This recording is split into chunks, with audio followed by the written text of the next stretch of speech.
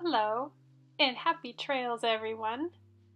We're Erin and Carly, a couple of wanderlust explorers who were chasing our own adventures in life when, eventually and inevitably, one day, our paths crossed on the same trail. And ever since then, we have found ourselves, along with Bella Dog, the Wonder Pup, following life's trail together.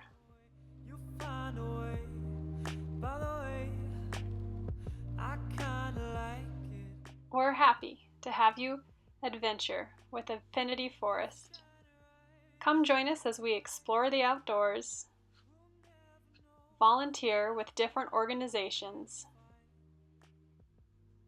and learn that life truly is better when you're off the grid.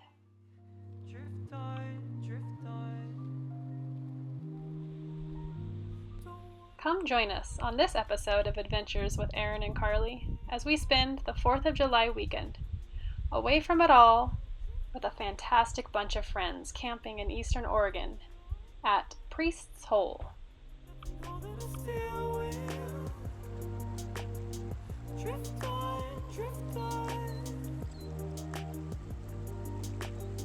Taking it in, slow it all down. Look around you now at the sundown. Lighter than before. Come to Priest Sit Hole, back. I said. It'll be fun. Camp for the weekend. I said, what's Priest Hole? What's Priest Chasing Hole? the fields, summer's on the Apparently way. it's the Sun is hole I shining found in now. Erin's Don't hide away. Well, Find the not right knowing how to wine. drive Take the a sip, car. drink down. But in my defense, I am used Take to a driving longer something walk with out by ground the clearance like ocean. this. Drift on. Recently returned my beloved truck back to the dealership since it was a 3-year lease.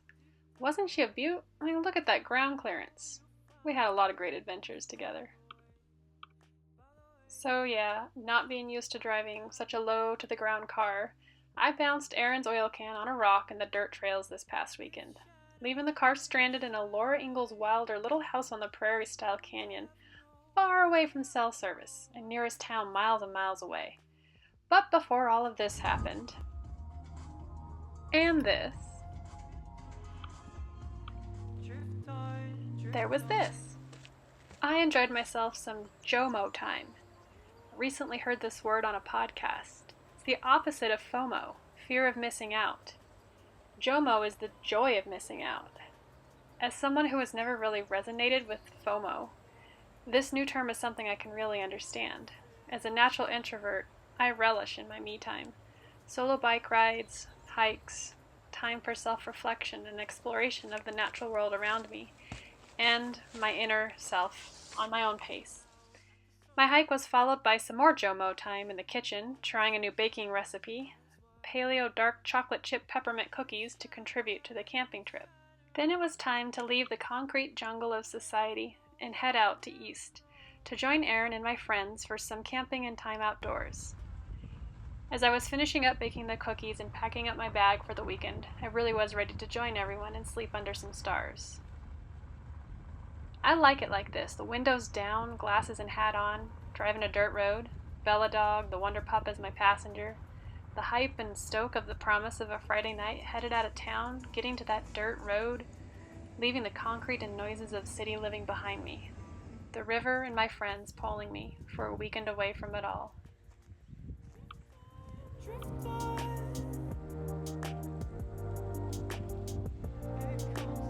As I arrived in the cooling evening hours of the day, I couldn't help but feel a pioneer sense about me. The Eastern Oregon landscape has such a different element to it. It's historic. I could almost feel the hard-working spirit of the people that walked and worked this land years and years ago. I let myself be pulled to that place and time as I settled into my new surroundings. So while I was enjoying my JOMO, hiking my own hike and baking and driving through Little House on the Prairie with Bella Dog, here's a brief glimpse into what the rest of the Goofy Gang was up to during the day, exploring the Painted Hills.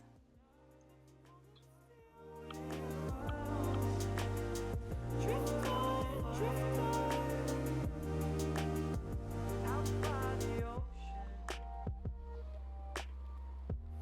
Speaking of the gang, allow me to introduce you to all the amazing people we spent the weekend with. Of course, there's Aaron and I, and Bella the Wonder Pup. Aaron and I lit up in ways we just can't seem to do in town. Is it the clean air? Is it less noise pollution but more nature sounds? Less crowding and more open space? Less sedentary life and more movement? The chronic stress that comes with all this city life ebbing away with each river current sound coming up from the bank. Is it because food always tastes better when eaten outdoors and surrounded by good friends? I don't know, but I will always relish my outdoor time. So meet the rest of the gang. Here's Amanda and Kyle and their new pup, Luna. Luna hopped right in the raft.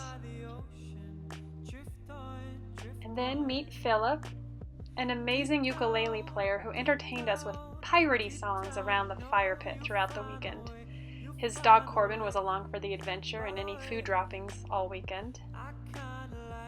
These two are quite the pair, Ian and Eleanor. Silly and lighthearted, they put on an amazing show of a pulled pork taco bar the first night that I'll not soon forget.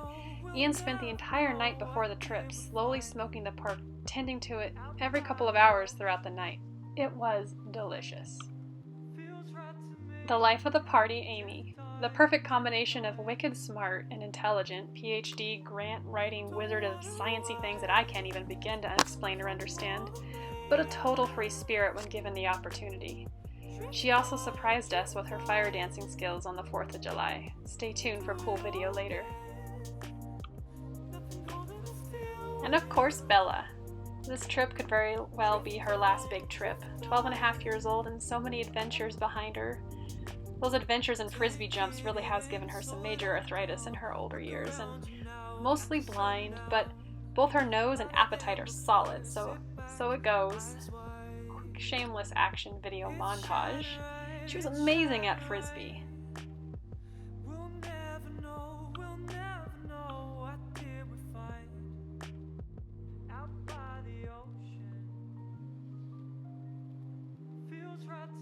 Levitated with the fall leaves, and could really annihilate a snowball thrown her way.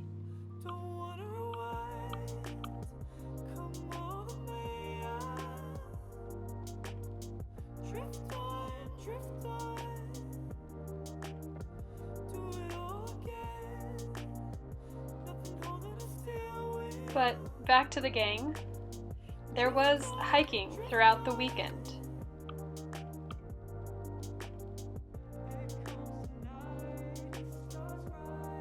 Followed by floating in the river,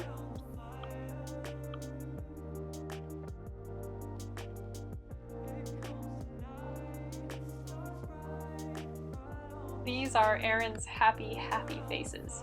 I think I've only seen them while he's on a river. There were desert discoveries and river explorations. Simply put, there were views all around us. While the gang explored and hiked and floated during the days, I enjoyed staying behind at camp and accommodating Bella on this trip. More Jomo time for Bella and I. I marveled at the flowers. And to keep Bella cool in the desert heat, I would lead her down the dirt path using mostly sounds as I do now, that she can't see very well, to the cool riverbank. Then, after thoroughly soaked, we'd amble back up the short path to camp and spend some quiet time just listening to the sounds of the canyon, till she eventually drifted off to sleep and snoozed at my feet under the tent canopy. Chasing the fields, summer's on the way, summer's shining now, don't hide away. Find the right wine, take a sip, drink it down. Take a longer walk out by the ocean, drift on, drift on. I had some time to read some of a book I'm reading lately, written by Carrot Quinn, called Through Hiking Will Break Your Heart. And I couldn't resist picking up some trash from a nearby campground. Most folks are great at leave no trace, but every time I go out, I bring my garbage picker and grab the extra trash I find. I was disappointed to hear from the BLM ranger that came by later in the day. He reported he found many fire logs despite the fire ban. It is so important to follow the rules of the land management. There was so much food this weekend. Notice my excited face in the background, and the meat bucket in the foreground of the tastiest pulled pork in the land. Aaron, of course, brought his gargantuan propane-powered wok and kitchen kit and made enough chicken stir-fry to feed all of us times two. This wok has been amazing on all of our camp trips. We've made so many yummy things on here.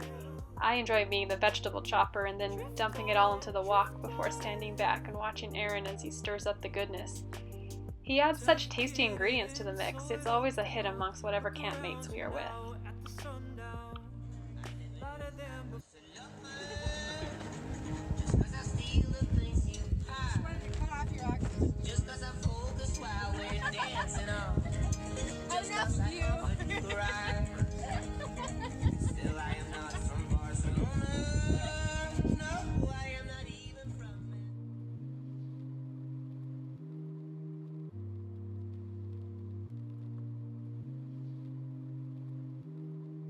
There were animal onesies, which I never really understood until I put one on. It's so warm and cozy and comfy, and you can channel your inner animal spirit. I'm currently thinking of getting a lion, or if they make a pegacorn one.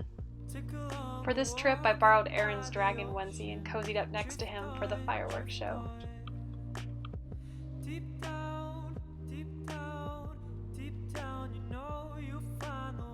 So here it is, the best fireworks show.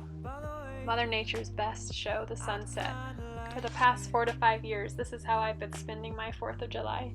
Usually alone with just Bella. I'll find a campsite far out of town and then settle in for a sunset wherever I'm at. Here was 2019's show.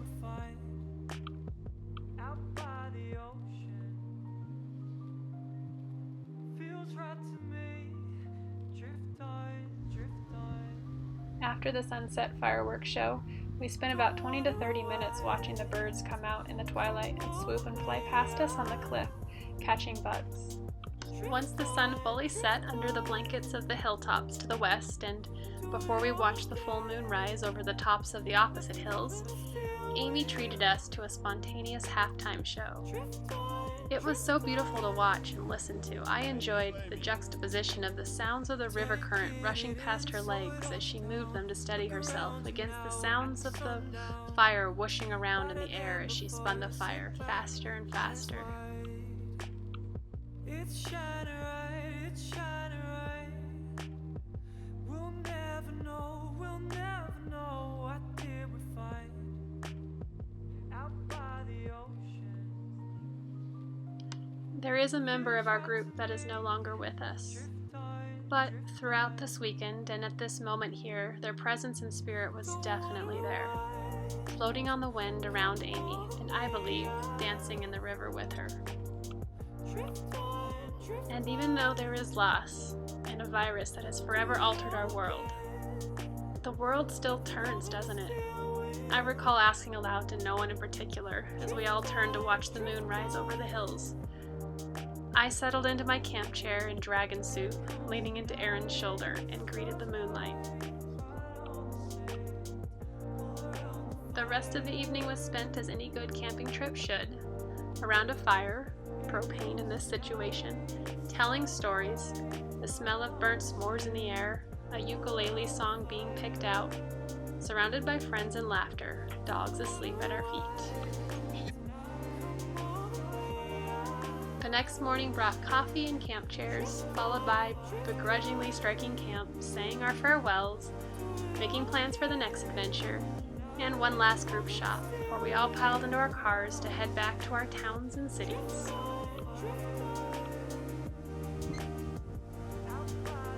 Which brings us back to this.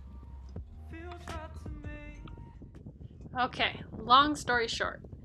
I was driving Aaron's super awesome, beloved diesel Jetta Golf, not being used to such low clearance. I was being extra careful, but the rock beds we were driving through were chunky and chowdery. I was the last car in the caravan out of the canyon, closely following Aaron's line in front of me when, inevitably, I heard an awful sound beneath me. The sound of a rock taking a big bite out of the oil pan under the car. Oil everywhere. Aaron, being the cool, calm, collected, level-headed, even-keeled, good under pressure and in an emergency situation kind of guy that he is, bolted into action while I usefully stood there, head in my hands, feeling awful. Aaron saved the day, moving the Golf off the dirt road, jumping back into his truck, and speeding across the little house on the prairie to catch one of our friends before they headed out of the canyon. Remember, no cell service. Bella was transferred to another car with air conditioning, since she's so sensitive to heat these days in her elder years. Extra oil was fetched from a tiny town a ways away, and a few of us stayed behind in the hot parking lot, popped up a sun umbrella, had some real conversations and snacks. Then we topped the Golf with set oil, and Aaron drove it in a way I still don't mechanically understand, as far as it would go out of the canyon before it finally died on the side of the road. We then transferred everything out of the Golf and smooshed it into Aaron's truck in the heat of the desert day, letting concerned passerbys know the entire time we were okay. And then we promised the car we'd be back the next day with a trailer. So, I finally figured out what Priest Hole was after all. It's the hole I poked in Aaron's oil can, since I don't know how to drive over dirt roads. I've been wondering what Priest Hole was all along. We hoped you enjoyed this episode of Adventures with Aaron and Carly as we explored a corner of Eastern Oregon with friends. Happy trails, friends, and remember, life is better when you're off the grid. Tell me again what you wanted to say earlier. Boo. Boo. What do you mean, boo? What do you